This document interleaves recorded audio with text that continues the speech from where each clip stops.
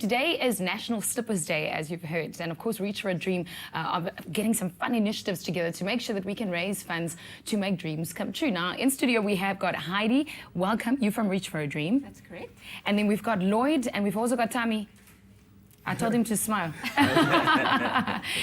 Tammy and Lloyd are our dreamers, so a warm welcome to our studio this morning. National Slippers Day. Why was this initiative started? It was piloted by a Durban office 2 years ago with huge success. It was something quirky to show your support for the foundation. 10 Rand is something that everybody can kind of contribute to.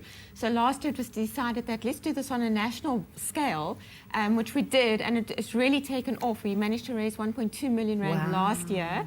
So this year we're trying to go bigger and better and just encouraging everybody to be involved and wear your slippers today. Now, earlier we mentioned to everyone how they can get involved. You purchase a sticker, and even I'm wearing one, and then you can wear your slippers to work. And of course, if you can't wear your slippers to work, just wear your sticker with pride. But where can they get these stickers from to make sure that they also support Reach for a Dream today? Our national distributor partners are Macro and Hirsch's. Okay, so they can get it from anywhere, I guess. And then there's Tammy and Lloyd. Tammy, we're going to start with you. Tell me about your dream and how Reach for a Dream made it possible. Well, I was just a normal teenager, 17 years old, and then I was diagnosed with cancer in April. And I was laying in the hospital, and Reach for a Dream approached me and asked me what was my dream. And at the time, my dream was to get a laptop. And I got that laptop, and they got me a printer also. Yeah, which is great. Now, earlier I asked Tamsanqua whether he still has cancer. You told me that your last checkup was last month. Yeah, my last checkup was last month, where I got a bone marrow test, and I haven't got the results back yet. Okay. Yeah. But you clean so far. I'm clean so far. I'm healthy. Yay! I'm happy. I'm happy. Lloyd, your story. Tell me about your dream and how Reach for a Dream made it possible. Yeah, look, my dream was to meet Gary Kirsten. Big fan back then. So Reach for a Dream took me up to Joburg. I then, fortunately enough, had a whole training session with the whole South African over there, team. huh? Yeah. That's what, 1995, Who's that, next to you? That's Brian McMillan. Okay, that's not Gary.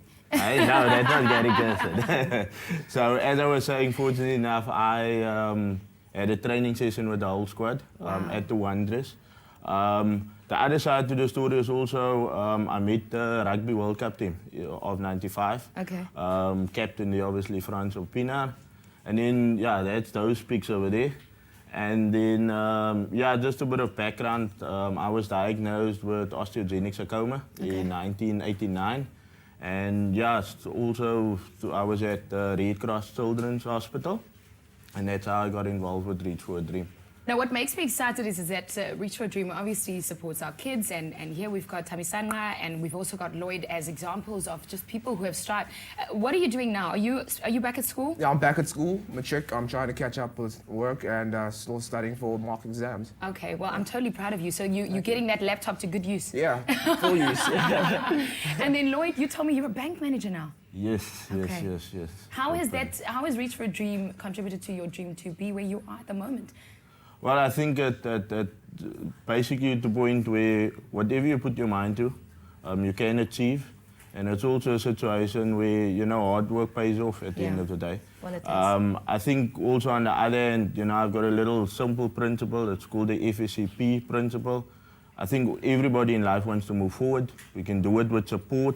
And if there's continuity in what we do and we deal with the pressure, by all means we'll, you know, crack whatever targets we need to. Tamsanqua, did you listen? Yeah, I'm listening. He's giving us some good advice there. Lloyd is like a flourishing wisdom man from wisdom.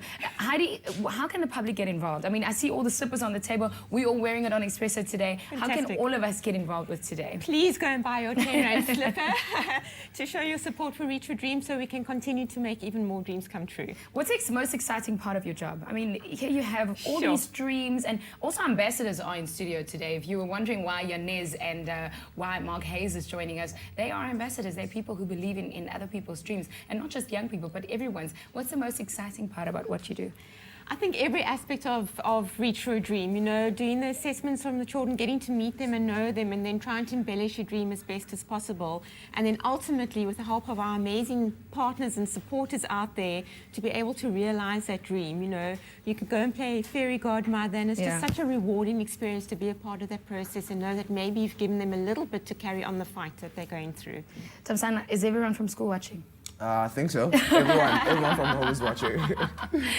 Well, listen, we're going to keep you here. Thanks for joining us in studio. And Heidi, thanks for letting us remember that dreams can still come true. Well, as Lloyd mentioned just now, that where there's continuity and when you work hard, you can achieve your dream, no matter who you are or even where you find yourself. We'll be back after this.